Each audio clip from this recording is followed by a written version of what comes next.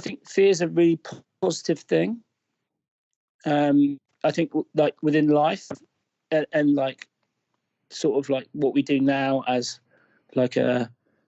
humans, it's like something's dangerous, you put red tape around it, you don't go near it. And you almost like teach everyone to do that. And I think that's really bad. And what I like to do is like, you see something that's dangerous and you put red tape around it and then you challenge it. And I'm not saying that's like in like a crazy sort of like, like you're going to get hurt. It's just like you understand it, you see it, you appreciate it, you respect it, but you challenge it, and it's great. And then the reward from that is amazing, because it's so easy to go, I don't like that, that's scary, I'm not doing it. Hi, and welcome back to the Mindset and Performance Podcast. I'm Dris, a mindset and performance coach. I help athletes and young professionals with their career development. We work on a wide range of areas, from training to nutrition, but focus essentially on the mindset as it is the key to everything else. The whole idea behind this podcast is to deconstruct the habits that led people to their success, to learn from their experience and understand the psychology behind their actions and behavior, and of course, to know what kind of mindsets they have. Hi guys, thank you for joining this conversation. Always stoked to have you here with me. So today's conversation is with Andrew Cotton. Andrew Cotton is a big wave rider. He's a charger. So Andrew lately had a couple of injuries, and I came across his profile on my LinkedIn when I saw him posting something about the mental game and the mindset, and how tough it was for him to be off the game for a couple of weeks, actually months. So a couple of years ago he had an injury in the back, and now recently he has an injury in the knee, and he's off water for some time at least. So I invited him to this conversation to talk about his experience, but also to get to know who he is and how he started, and understand a little more about his transition from being a plumber to becoming a super athlete with Redbull. So stay tuned and connect here, because we're gonna hear a lot of interesting stories on how he did his shift in career and how he wanted to quit the 9-to-5 job for so long, but because of different conditions he couldn't do it easily in the beginning. We will talk also about his training techniques and his breathing. It's very interesting for us to understand how it works, and his philosophy around fear and challenging the things that are not usually easy to challenge. Okay, so I'll leave you to it. Hey, how are you, Andrew? Hey mate, how's it going? All right? I'm good, thank you. How are you recovering? Well, from the back injury, so just over a year ago, obviously, I which a lot of people have already probably seen. Actually, I obviously broke my back. It's actually quite a positive experience for me. The back injury. I ended up returning back to sport, like back to where I wanted to be within like a year, and I was sort of on a really good path for about three months, and then I've just recently injured my knee. So like it's like like anything, like I suppose it's like, I suppose that's sport, and like you just never know. You can't predict what's going to happen. Yeah. And I was feeling probably the strongest and the most positive I've ever felt. And I felt I was on a really good path, and then obviously the knee injury. So. And how are you coping with that so far? Like it's one of those things, like I think that like physically, like I've been really, really fortunate. Like I work with Redbull very closely, and they're really good with, they get you, like to putting you in touch with the access to the best people and knowing what I should do. Mentally, like, it's kind of hard. Like, I think it was probably like the worst time. I don't know, like, when you're coming back from an injury and to have another injury, it's kind of hard. So like, mentally, it's been tougher than the actual back break. But you know, like, you're coming through that, like, I have my goals already, and I'm sort of setting my path. But yeah, those things aren't easy. Yeah, your words about mental strength is what caught my attention when I came across your post on LinkedIn, and what you have said there ringed a bell for me. And then I was very curious to know. There was a question that is burning in the back of my head since then. Like, how do you cope with it? Like, what do you specifically use? If you have a process, for example, or are you keeping yourself busy with something? How do you deal with it mentally? I believe physically you do have therapists and doctors, and I mean, you know, it's tangible. You can touch it, like tools and practices and everything. But how about the mental side? Well, it's kind of interesting, really, because it is it's easily written and said, but it's hard to actually apply. And so, like, I can go back to my back break. Like, so a year ago, like, I was injured. I was lying on the beach, and I was already, like, surfing the next wave. I was already focused. Like, it wasn't like I didn't really care what anyone was going to say. I was going to return. I was going to come back stronger, and the things which really helped me was focusing on what I could do and not what I couldn't. So like, I had really menial, boring rehab tasks, yeah. But if you get into those tasks, they're the best. But if you're constantly thinking, oh, I want to surf, I want to be doing this, I want to be doing that, I'm thinking about surfing that wave, it takes you away from what you need to do now. Mm-hmm. And that was the thing, you know, like, I got really like I got into my rehab, and I loved it, and I loved like transapps, and I loved my boring rehab stuff, which isn't fun, you know, like, that's not. But I had to throw myself into that to get through it, because if I was, like, sat looking at my phone, thinking about what I was missing, what I was, you know, the waves I want to surf, you know, and then you ponder, can you do it again? And then all these doubts come into your head. That was unhealthy. Mm-hmm. And how did that period last? Well, it was 9 months, you know, like 9 months, yeah. All these things always come up, you know, like I'm in, like, I suppose what you'd call extreme sport, where, like, you know, there's a high risk of injury or death. I don't know. I don't know, like, you know, like, so you kind of, like, ask yourself, like, and my question to myself was, why am I doing this? You know, like, why am I doing this? Am I doing it for ego, for, you know, to be someone that I'm not? But the second that I actually was back in the sea, in that situation, like, all the questions were answered for me, and it's like, no, fuck, I love it. No, that's why I'm doing it. I love it.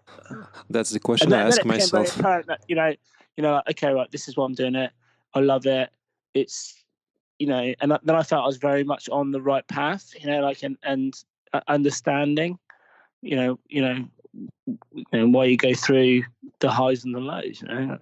Yeah, it makes sense. That's the question. The question you just said now, like, why I'm doing this. This is what I ask myself sometimes when I find myself in a lineup with huge waves and I'm shitting my pants. Why am I doing this? Why should I even be here? Yeah, but it doesn't even have to be about surfing. It can be about, you know, whatever. Like, but it's just like, why you put yourself through the tough times, I suppose, and those are the tough times when, like, you're doing the rehab or the training, or, like, you're pushing yourself to, you know, the maximum in a gym or in a pool or whatever, and it's like, fuck, why am I doing this? You know, like is And I think if you're doing like, and when you ask yourself that question, and it is, like, the reply is like, okay, right, well, actually, I don't even like it. It's, I'm doing it because I feel I have to, or because I get paid to do it, or because it's ego, or they're the wrong answers. Like fact, like, For sure. I might as well be doing a Do 9 to you 5. do you ever get the answer? Do you ever reflect on it? Like, I don't know, write it down or just have it in mind? Like, if I ask you today, like, why do you do what do you do? Would you be able to articulate it quick? Yeah, because I love it. I think maybe 6 months ago, or when I was in that period of recovery from my back, if you said, "Oh, why are you doing this?"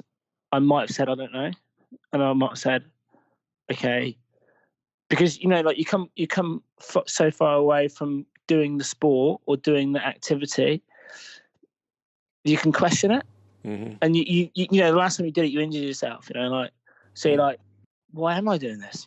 But then returning, the second I returned to sport, or I was in the sea and the waves were big, and it was like it was like just hit me, like this is it. I love it. This is like, whether I'm catching the biggest wave of the day or I'm just being in that there. It's like, it's about, like, it's the most alive I feel. And then it puts all the year of rehab into perspective. It's like, okay, well, that's why I do it. That makes total sense, yeah. Yeah, it makes total sense for me. Like, yeah, it's fine. I can do that. So how do you introduce yourself to people when they ask you, what do you do? People that doesn't know you, of course. I've always sort of struggled with that. I kind of always, like, say I'm a plumber. You still say like, that until now, you mean? Yeah, I don't know. Like, I feel kind of embarrassed that surfing's what I do is profession. Yeah, I suppose like, when you turn love and a passion into a job, and something like surfing, I don't know. Like, I don't know. Is it a career? I don't know. I sort of kind of ask myself that all the time. Like. I'd like to pull on that one at some point on how did you make that transition.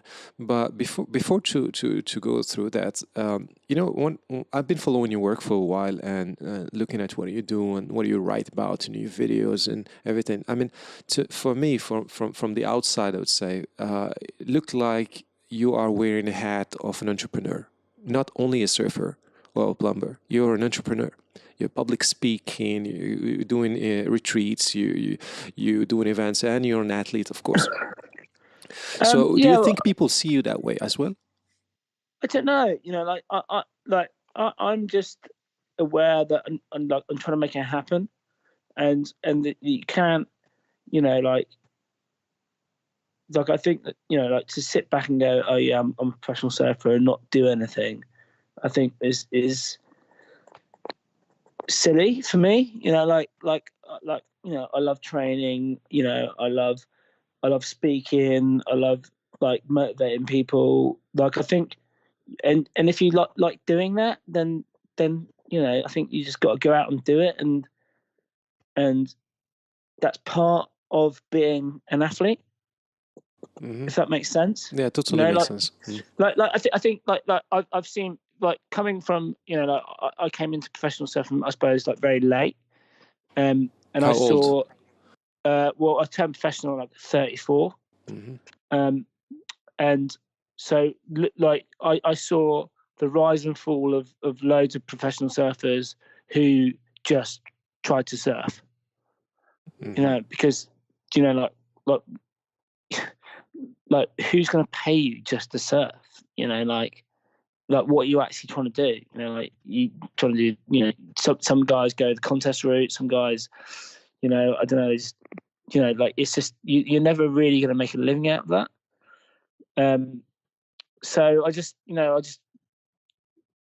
was keen, when I had that opportunity, you know, to give up the I suppose like the 9 to 5 or the plumbing job or whatever, I was like, okay, well these are things that I want to do. Like, I want to train, and to be honest, like the speaking thing was never on the list. But then I had an opportunity to do one, and then I realised how good it was and how fun it was. And for me, like after what did it mean to you point, to do it? Well, it was for me, like, so I got asked to do a TED Youth talk actually back, and until then I'd never done a talk, and I didn't want to do it. I was like, okay, I had a bad experience, not a bad experience at school, but like I can remember like speaking in front of the class in school, and it was always like I was always wrong, or it was always like it was a negative experience. Public speaking or speaking in front of people was a negative experience for me, and I was like, I don't want to do it, and they talked me into it, and they said they'd coach me, and it turned that experience into like almost, it was like for me it was like surfing a big wave, like, because it's like the fear, the anxiety, facing it and then doing it. You saw parallels. And then afterwards it's like, whoa, like that was a buzz, like that was great, because I really, really didn't want to do that, and I did it, and I feel good, and that feeling, that feeling afterwards, it's like that's a good feeling, and then I got into it, and I was like, whoa, it's kind of like, I suppose it's another way of challenging fear, like, so some people are natural, like I've got mates that are school teachers, and they are amazing in front of people, and that would be like second nature to them, like easy. But for me, it was like a real thing, like I was like, whoa, like. Is that where you get your kick from? Do you get it from that exposing yourself to danger and having fear? Yeah, I think so. I think I think fear is a really positive thing. I think like within life, and like sort of like what we do now as humans, it's like something's dangerous, you put red tape around it, you don't go near it, and you almost like teach everyone to do that, and I think that's really bad. And what I like to do is like, you see something that's dangerous, and you put red tape around it, and then you challenge it. And I'm not saying that's like in like a crazy sort of like, like you're gonna get hurt. It's just like you understand it, you see it, you appreciate it, you respect it, but you challenge it, and it's great. And then the reward from that is amazing, because it's so easy to go, I don't like that, that's scary, I'm not doing it. And that's what I think that's what a lot of people do, like with the kids, like, oh, you didn't like that, don't do it then, like, and I always like I've got 2 young children, and I like to sort of, it's like I coach them into sort of like, challenging those fears, because that's part of, your development.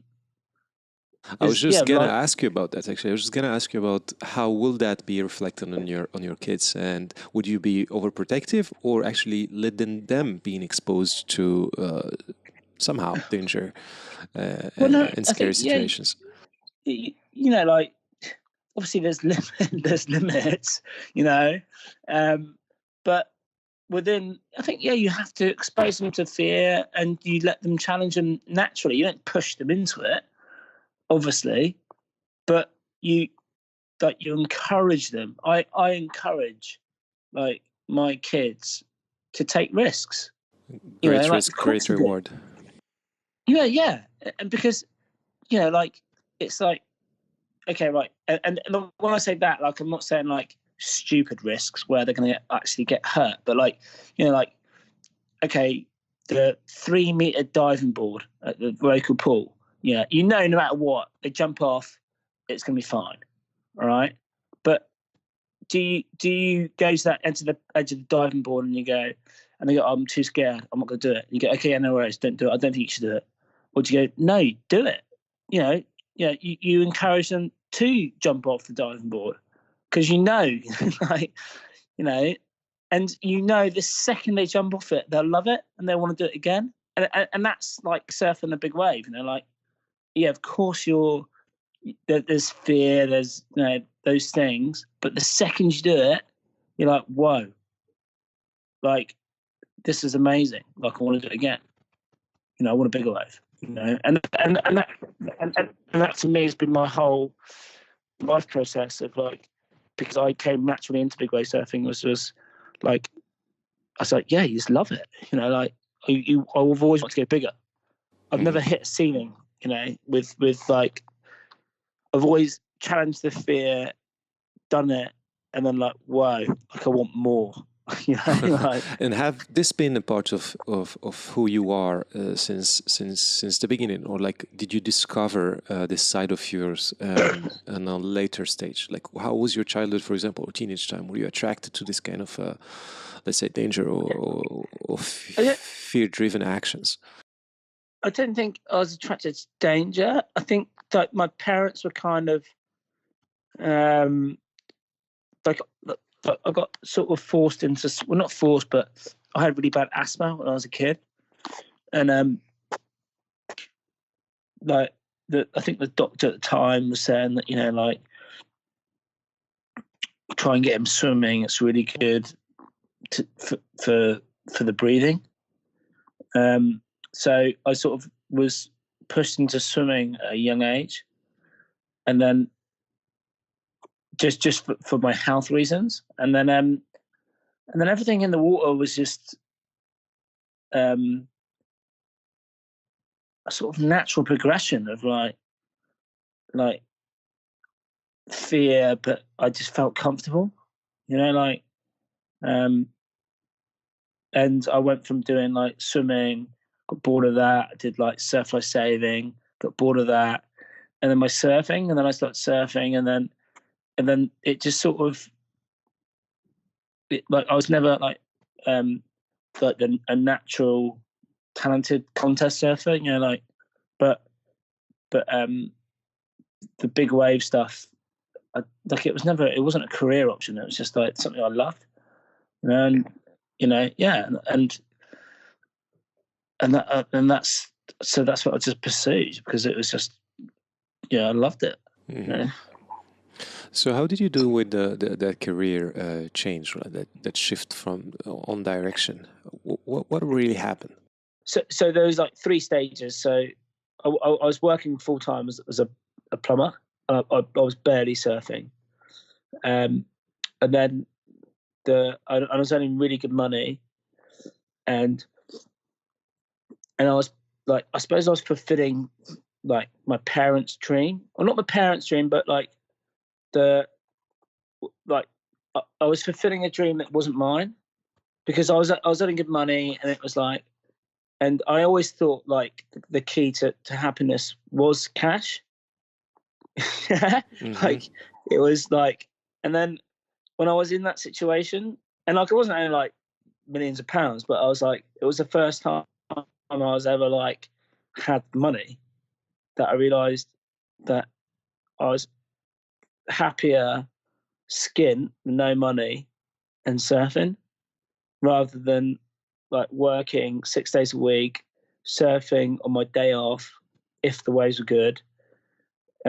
In the winter, like hard barely surfing like for months on end, and I was like I am the most miserable person in the world, and I just couldn't continue like that, and I was like shit, like am I going to be doing this till I'm retired, 65, 70? And I was like, so I started working out the years. I was like, shit, this is 40 years of being miserable. Like I can't do it. So I was just like, okay, well, I like surfing big waves. I would rather quit my job and, go down that route. Was there anybody that influenced that decision, helped you? Like somebody, I don't know, inspired or did mentorship? No, not really. Like I think I sort of focused in Ireland, and I worked out that that I could be a lifeguard for the RNLI, which is like the lifeguard service in the UK, and they could train me. I could work on the beach. It was all the things that I liked, and I could get paid for it. So that was a good option for me. And the season was from March till October. So I could work on the beach, get paid, and train. And they do obviously life-saving skills. They train jet ski, all those sort of things I wanted to learn. So I got a job for the lifeguard service, and then obviously the big wave season in the Atlantic is from October through to March. So that from those months I based myself at home, and I was doing plumbing, but freelance. So like I was just like doing days for companies here and there, and then freelancing. Freelancing, yeah, and then then chasing swells, and that was good because so that worked for me, and you know, like I was just focusing on Ireland, which was cheap to get to.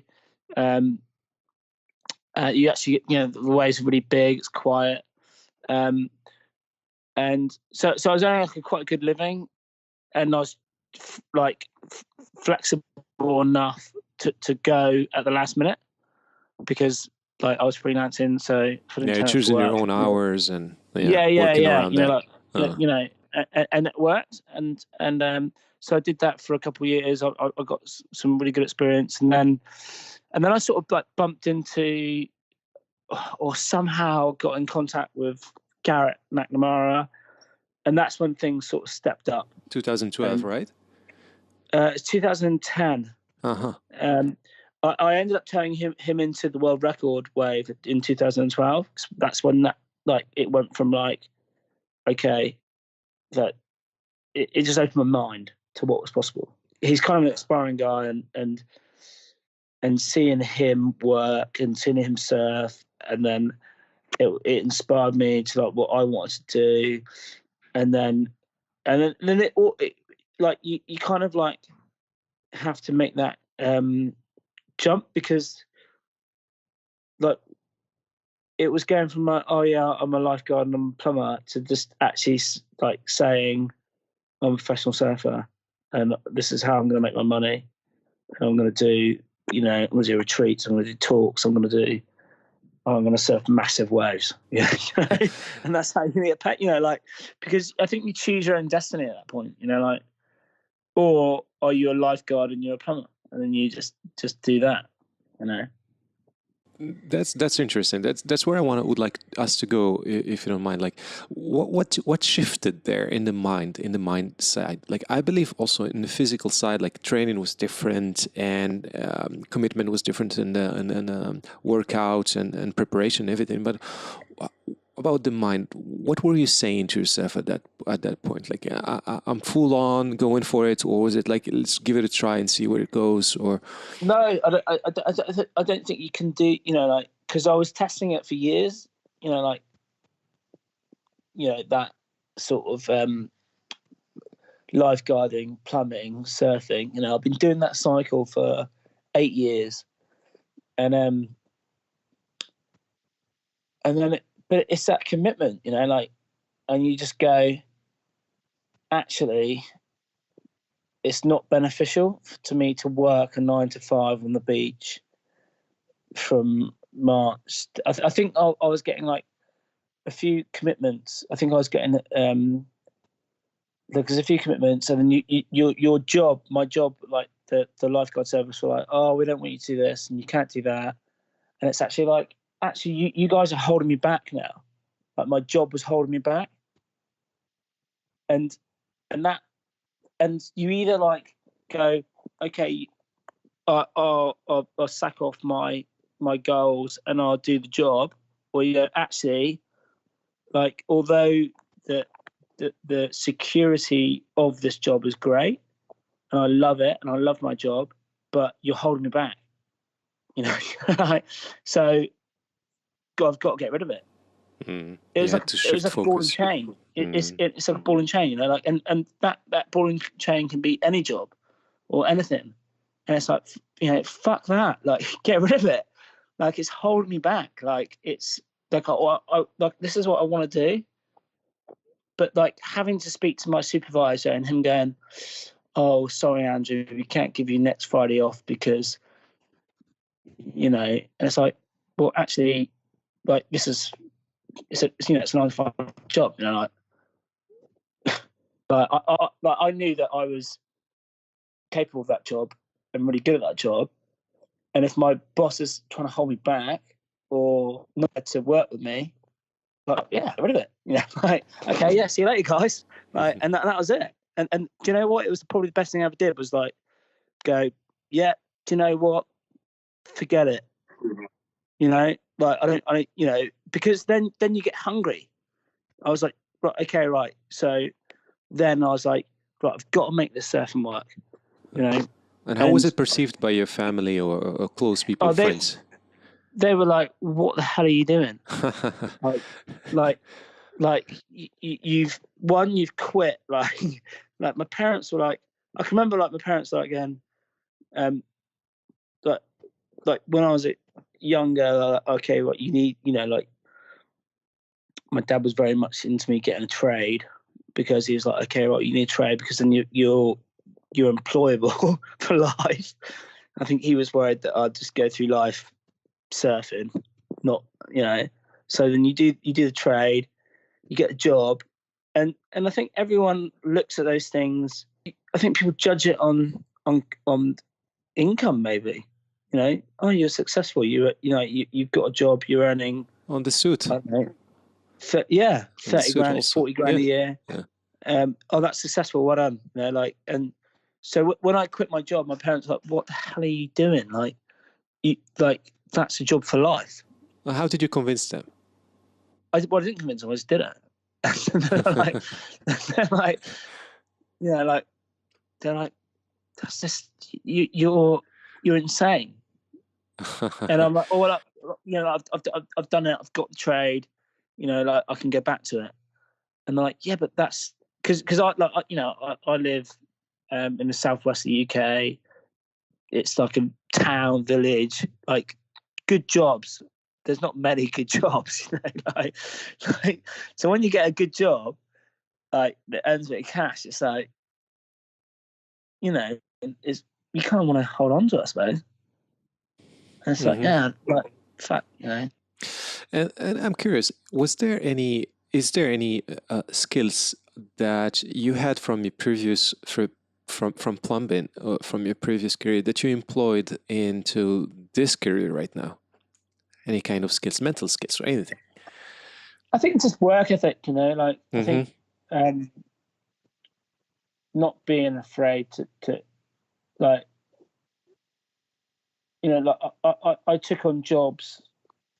Again, it's something, you know, like you take on jobs which are scary, you know, like, and so that can be like technical. So like I'm looking at like a plumbing job, and someone says, "Oh, I need to plumb my house," or you know, do this job, and you look at it and you're like, "Shit, like that's a big job. I'm quite scared of it," you know. And at that point, you take that decision: do you do it or do you not? Like, yes, I'm frightened of this job, yeah, because it's technical, it's a lot of work, but you know, and yeah, okay, fuck it, like, because you could easily on any job go, nah, sorry, or oh no, I can't do it, but I'll bring in my mate who's more experienced and he can do it, and then I'll work for him, and then he gets the reward, and I, you know, like, I have less risk, but I get employed.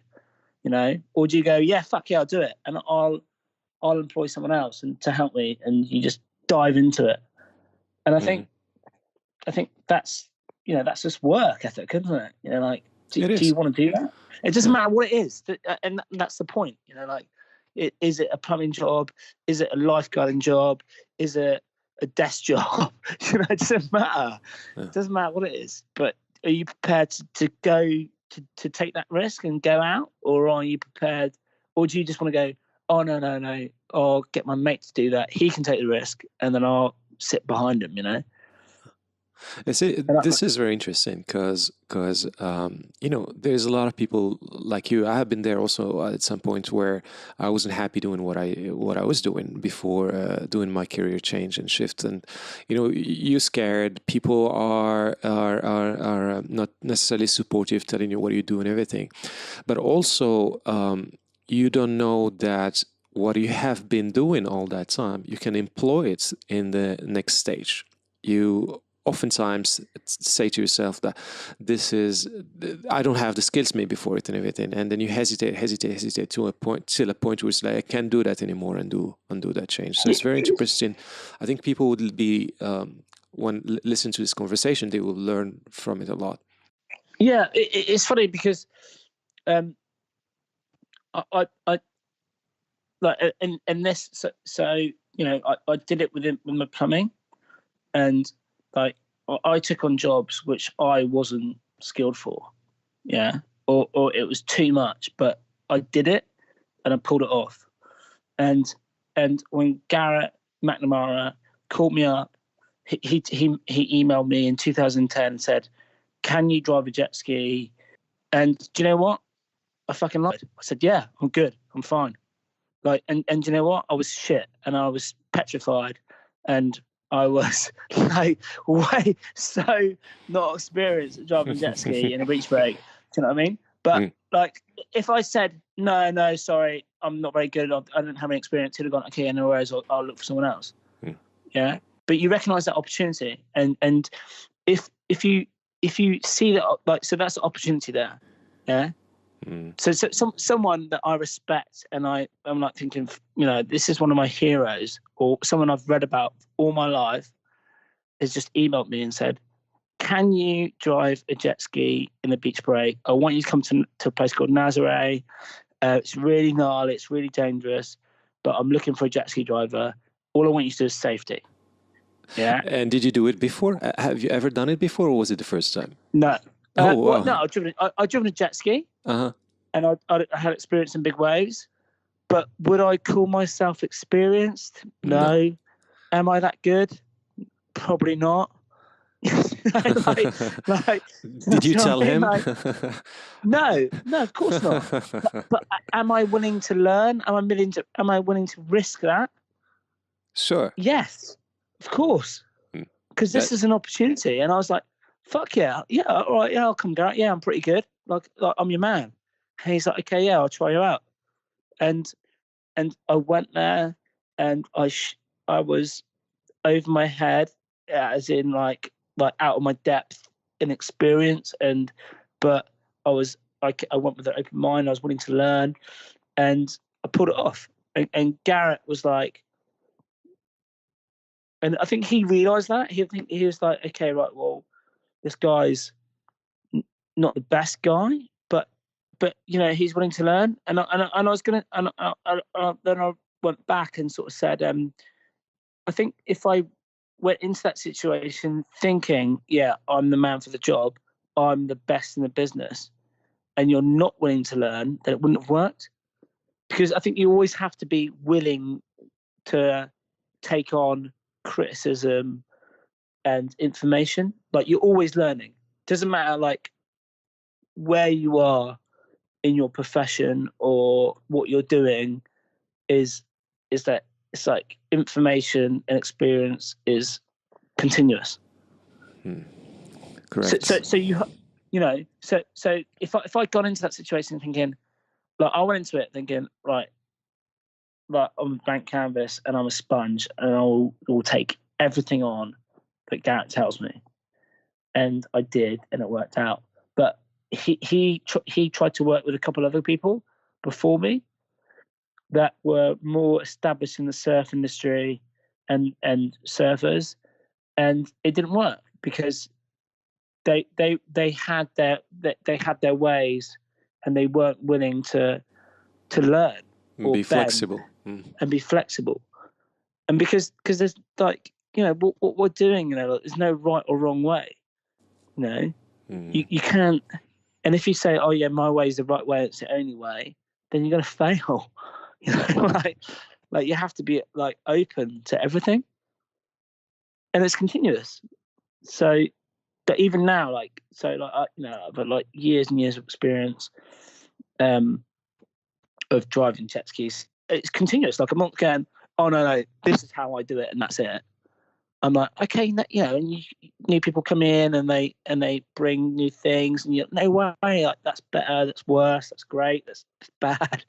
Like, you have to be like, like, continuous, because otherwise you don't, I don't know, develop as a person, or a athlete, or whatever you want to call yourself. Like, Speaking of development and level of achievement that you reached today, how satisfied are you from your level of achievement and accomplishment? And if you gotta put a number on it, like 10 being super satisfied and 1 not being satisfied at all, where would you place yourself? I'm not satisfied at all. At all? Yeah. So that's No. a 2 or 3? Yeah. Like, no, but then I think that continues for me. Like, I think if I ever hit a 10 or like an 8 or 9, then that'd be time for me to retire. Like, or to walk away from it. I've never had what I feel like a good wave.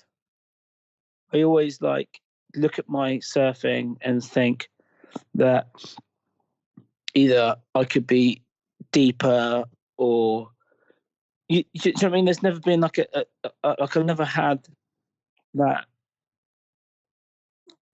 point, I suppose, or I don't know, you just sort of, I don't know, like. Are you very critical on yourself?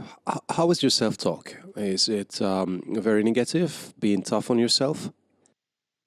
No, I don't think I talk nice. I think, like, I'm quite critical of myself, and I think those traits, like those sort of things, like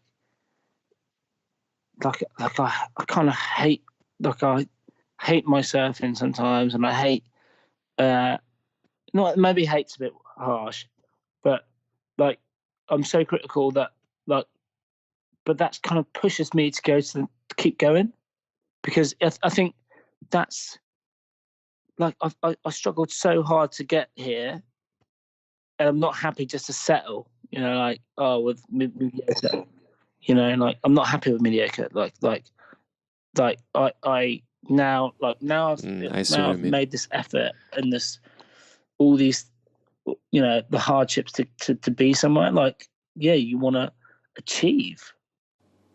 Like, and I'm not going to be happy until I achieve.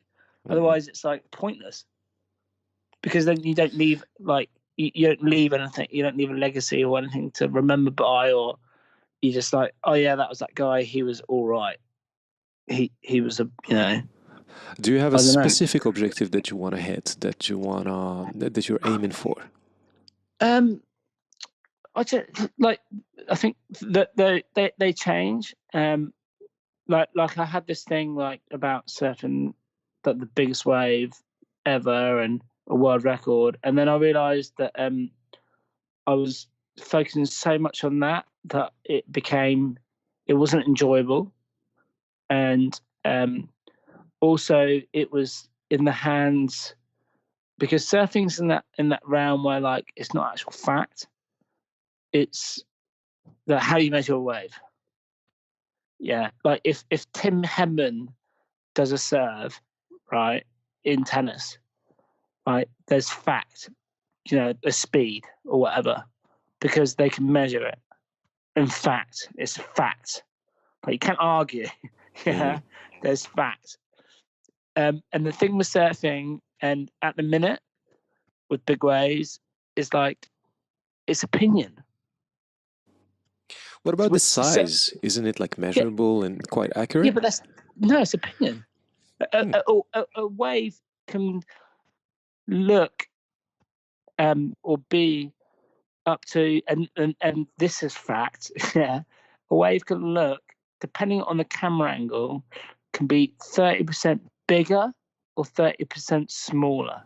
30%. Wow. So when you're looking at like a 60-foot wave, it can be 30%.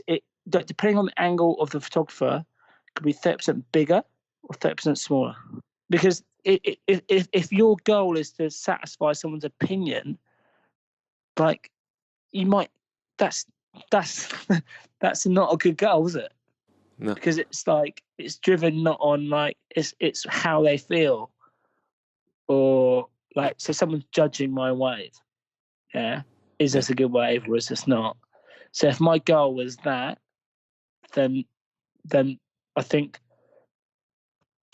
So I scrapped that. I scrapped that idea, and I was like, okay, well that obviously that is a goal, and that is there. It's underlying, because of course you want a world record or you want to surf the biggest wave ever or whatever.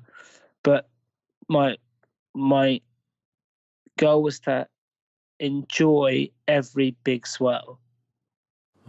So how do you know that you did a good job? Let's say, if it's not about the price, if it's not about the size. If I come out of the water, if I come out of the water and I've had fun and I'm like, yes, like if I physically feel that I've achieved that like you made the most of a swell. Like waves come and go, yeah. But it's a moment in time. You can't go, I can't be there today, I'll be there tomorrow, because it's like swells last for 8 hours. Well, so you have to be there. So if I can physically be there, enjoy it and experience it, then I'm achieving my goal.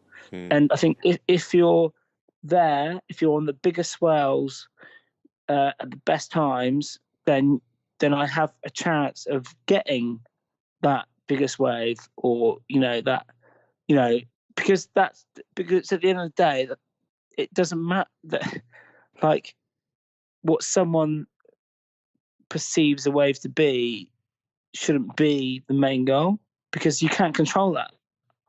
But I can control my physical self.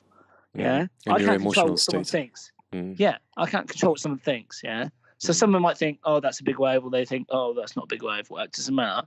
Yeah, but I can control like me being there, being fit, being ready, being focused, being on time, being enjoying it.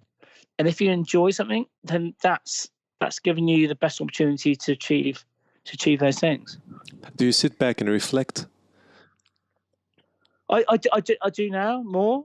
Like at the beginning, like I didn't. Like I was like I think I was thinking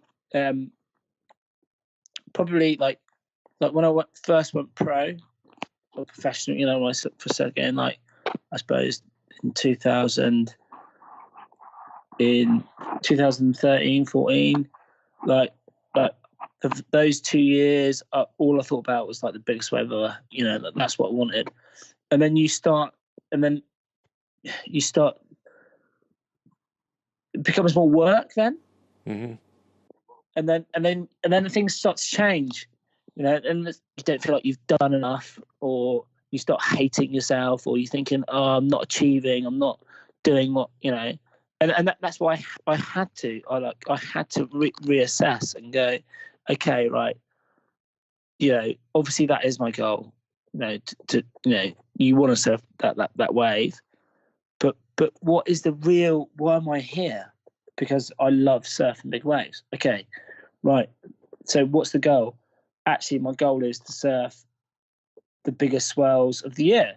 Okay, right, and then what do you really want? I just want to enjoy it. I want to love it and have fun. Okay, right. So maybe they're your goals, right?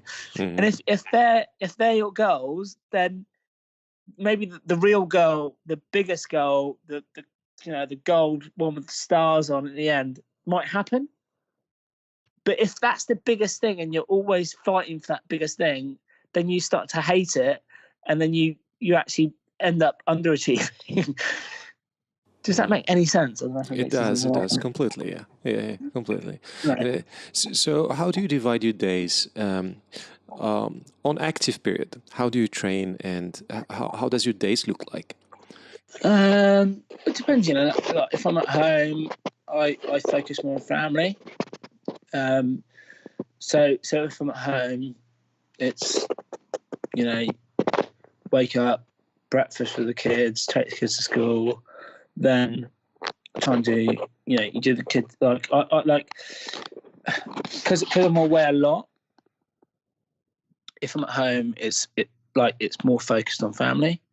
If I'm away, then I'll focus more maybe on training and surfing. So when I was away, before I got injured, I was away for probably 6 weeks. And I'd usually get up, I'd usually check the surf first thing. And then obviously, because surfing's that thing where it's times and stuff. It's not like you can just, it's not like a gym thing or a football thing, like, we just say, I'm going to surf it, or, surf at 2. So I check waves, work out when the best time to surf would be, or a lot where of it to is surf land-based, right? A lot of that training is land-based. Yeah, but, my goal is to surf. So it doesn't matter whether it's 2 foot, 1 foot, 20 foot, 100 foot. It doesn't matter. Like I want to surf. So I think I'd look at the waves first light, and then work a plan out whether I'm going to surf or not that day, and then I usually swim. I usually swim for about 45 minutes, and then stretch, and then have then make a plan. So the main things for me was swimming and stretching. Swimming and stretching. Yeah. Why stretching?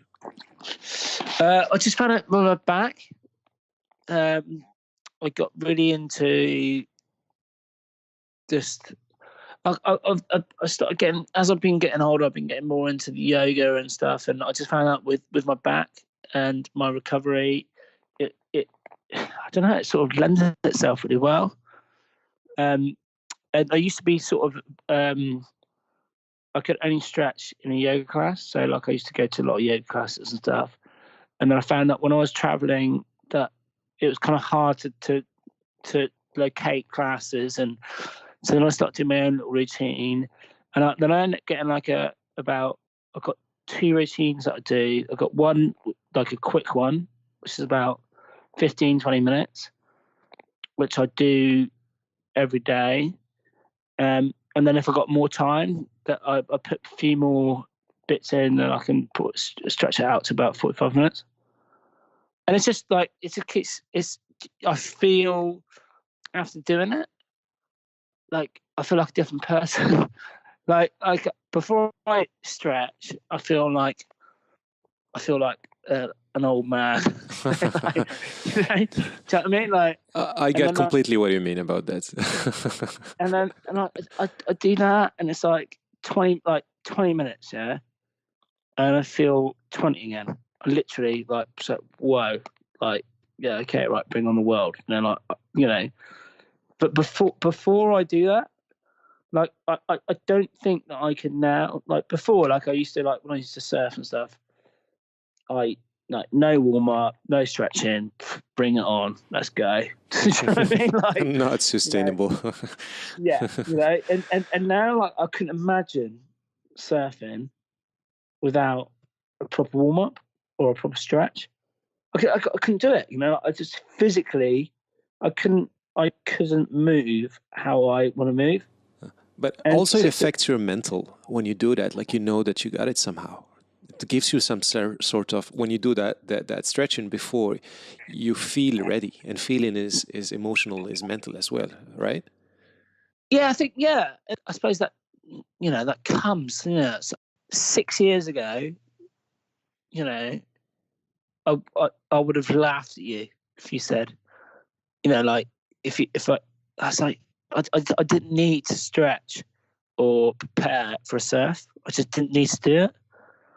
I'd just rock up, put my wetsuit on, let's roll. It didn't matter how big the waves were. I'd be an hour to be I don't know.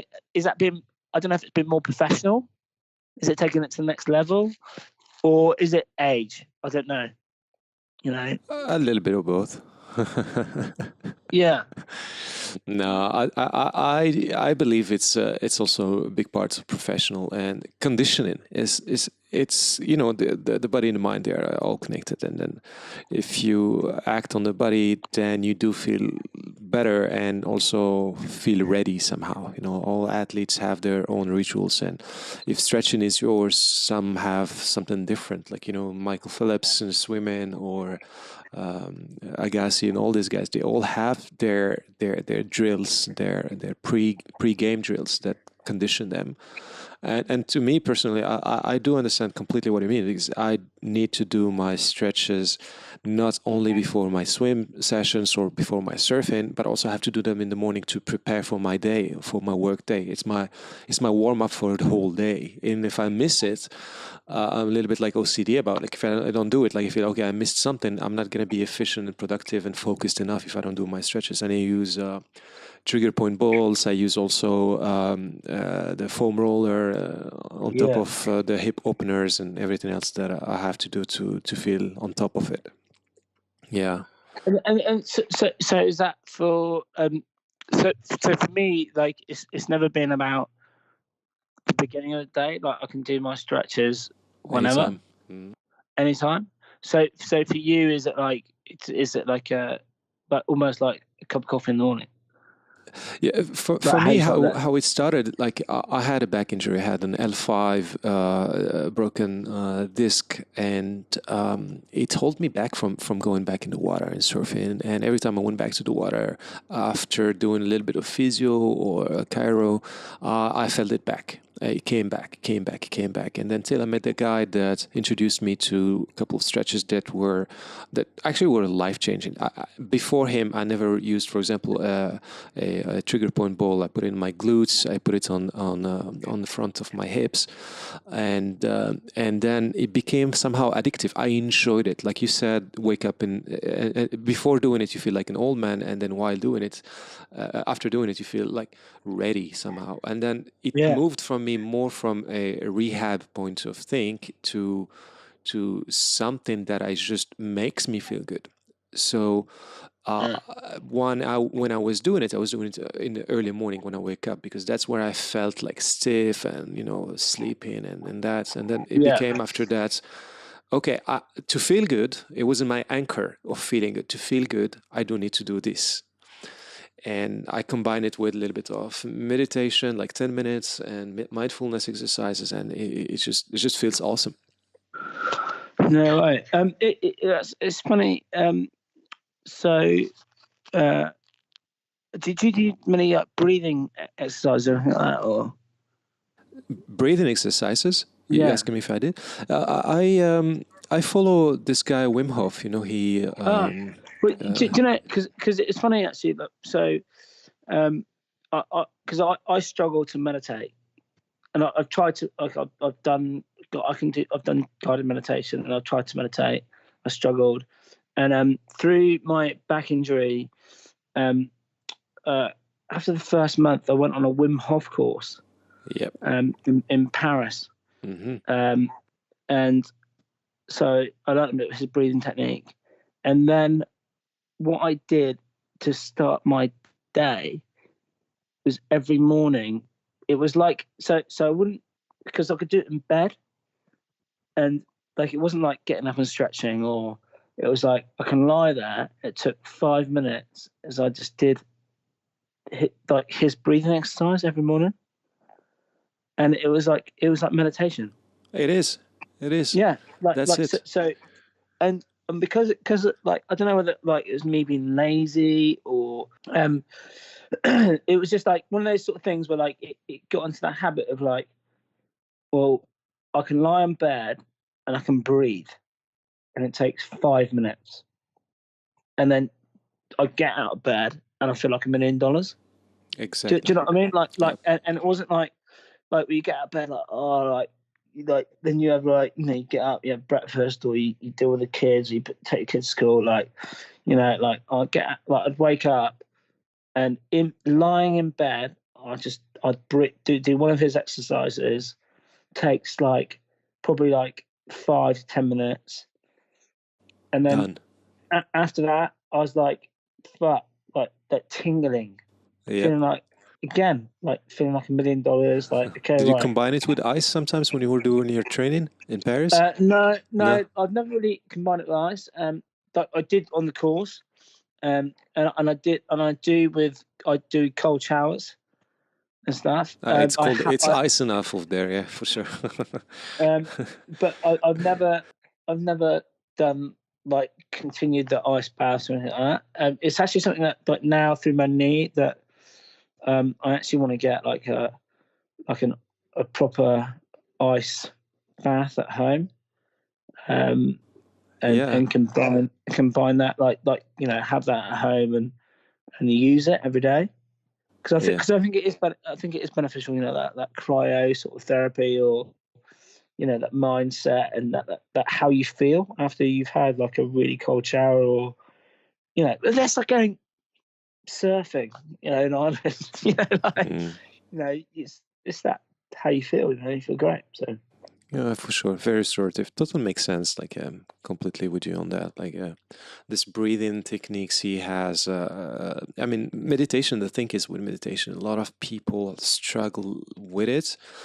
But I consider it like the other word for it, I would say focus training is basically focusing on your breathing, or the sounds or the physical sensations and everything. And the one that resonates with me is the technique from Headspace. He's from the UK, actually, the guy from Headspace. I don't know if you know the app, but I found it quite easy to follow and very simplified, sometimes even with illustrations and animations, and quite beneficial. Okay. But anyway, so hang on. So what's the stuff with Headspace then? So what does he do?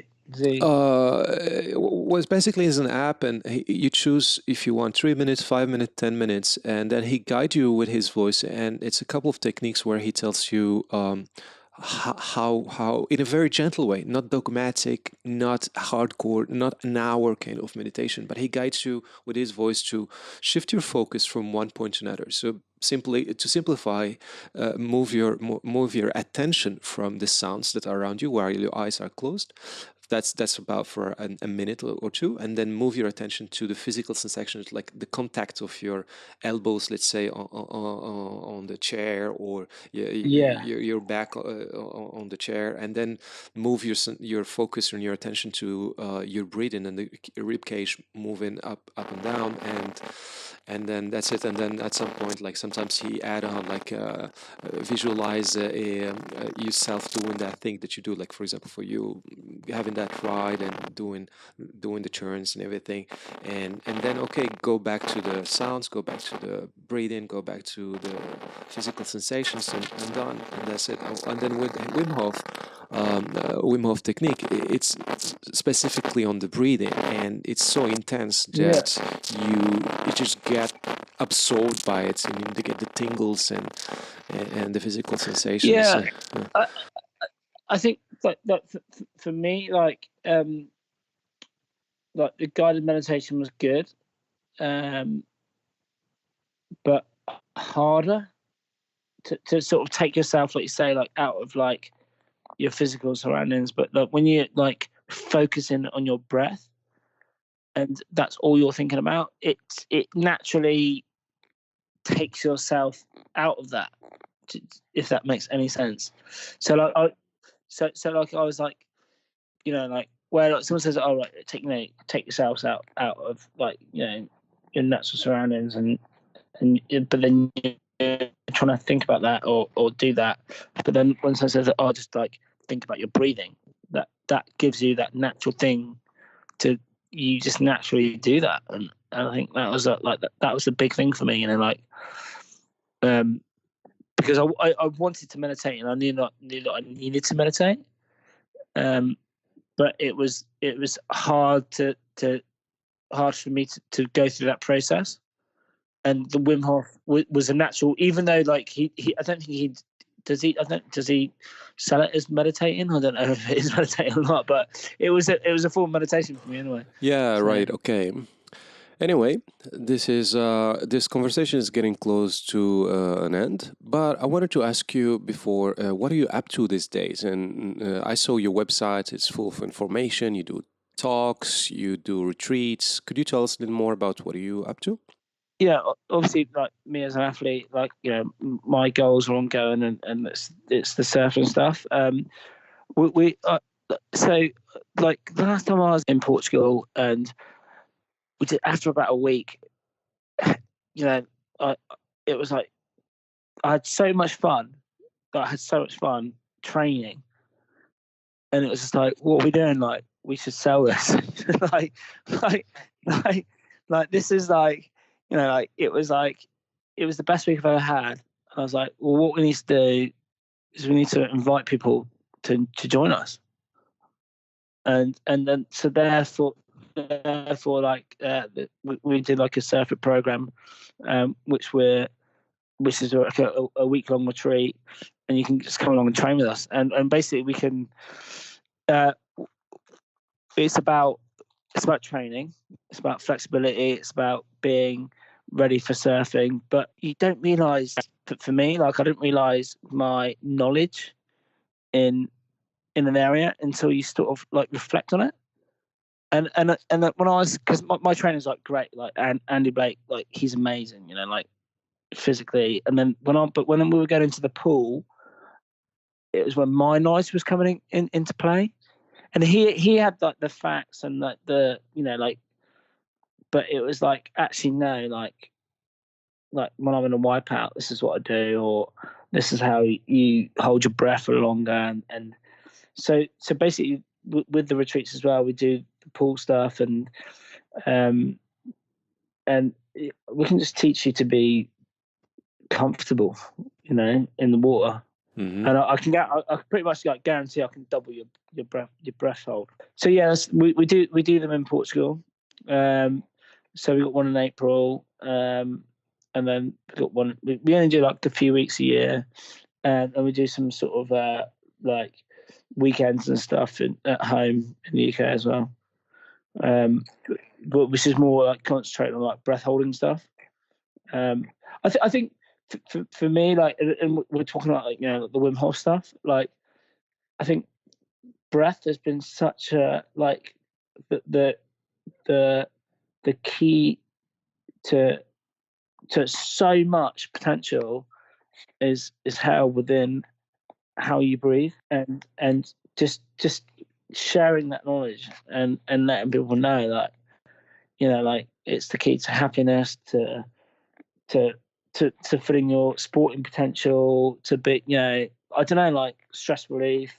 I don't know, like I think if you breathe, it can change everything. It does, yeah, and I totally agree with you on that. That's interesting. I think I will be around Portugal in April, so I'll come and check you out. So, yeah, definitely. That's awesome, Andrew. Really stoked and really happy we connected here today. I didn't quite believe it when you said, yes, sure, let's do it. So thank you so much for signing up and sharing with us here. I believe a lot of my audience and your audience would be very interested in hearing about conversation, learning from your experience and so on. So no, that's cool. Thanks. You know, it's, I think it's great to chat about these things, and and sharing for sure experience with it. It's cool. Yeah. Thank you. My pleasure, Andrew. So yeah, I'll talk to you soon then, and we'll keep in touch, right? Okay, mate. Cheers.